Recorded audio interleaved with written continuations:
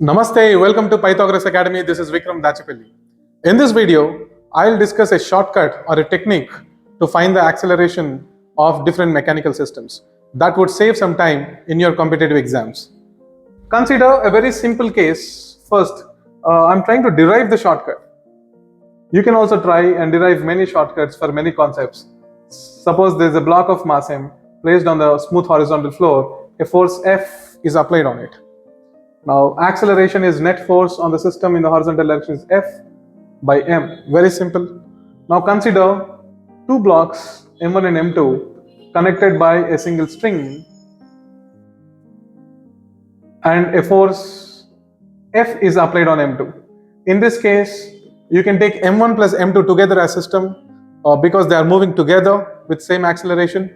So then net horizontal force on the system is F by net mass, that is m1 plus m2. Now consider a system of two blocks connected with a single string m1 and m2.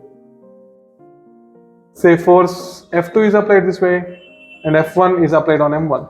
Say for example F2 is greater than F1. In this case, the net force acting on the system is F2 minus F1 by net mass of the system, that is m1 plus m2.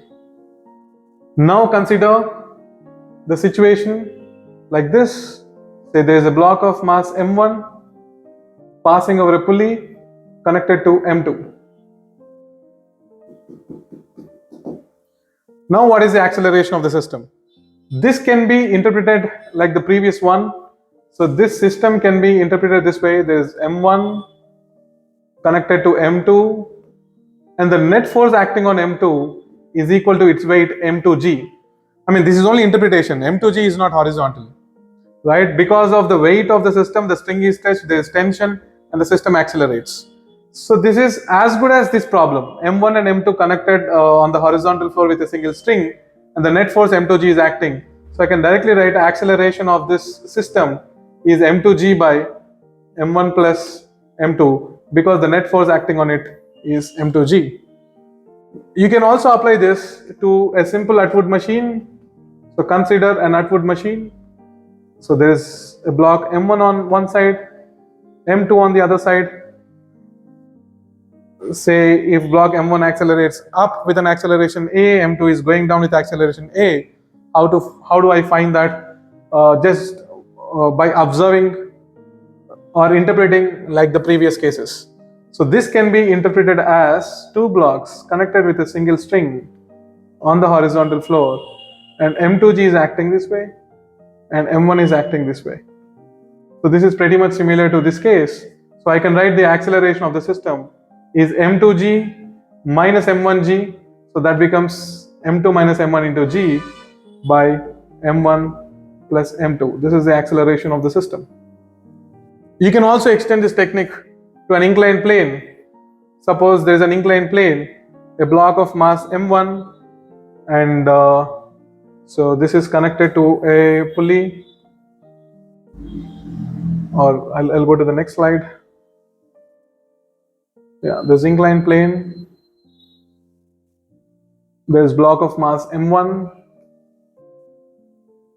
and m2. Now again, this can be interpreted as, because the force, downward force acting, down the plane, the force acting on m1 is m1g sine theta, the component of its weight. Perpendicular to the plane, there is normal force and m1g cos theta. We don't need that. So this can be interpreted as a system where m1 and m2 are connected by a single string and m2g is acting towards right and m1g sine theta is acting towards left. Suppose m1g sine theta is more than m2g. So now I can directly write the acceleration. This is m1g sine theta minus m2g. That is m1 sine theta minus m2 into g by m1 plus m2. In this way, by interpreting the simple case of two blocks and a pulley with a case of two blocks connected by a single string on the horizontal floor, you can easily arrive at the value of acceleration of each block of the system. If you have any questions or queries or suggestions, you can always use the comment section to interact with me. I'll be more than happy to respond and receive your feedback. This is Vikram Dachepally signing off. Namaste.